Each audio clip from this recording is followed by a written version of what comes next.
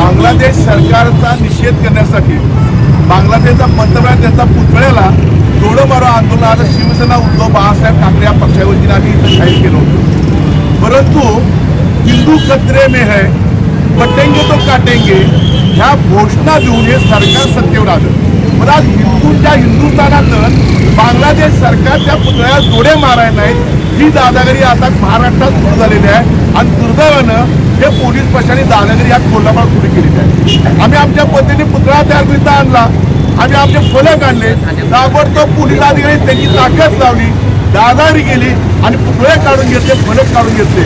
हा हिंदुस्थानात आपण काम करतोय का कुठे काम करतोय हा प्रश्न आता हिंदूंना मार पडला आहे। म्हणून हिंदू खतरे में आता खरं म्हणायला लागेल, बरोबर हिंदू खतरे में आलेले आहे। एका म्हणतो ना मोठं बहुमत मिळाल्यानंतर काय घडू शकतं त्याचं उदाहरण हे आहे।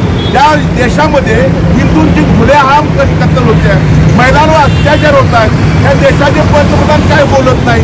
त्या मणिपूर सारखीच घटना घडते तरी तो देशाचे पंतप्रधान महागुरु विश्वगुरु म्हणतायत ते काय बोलत नाही आहेत। मग बोलायचं कुणी?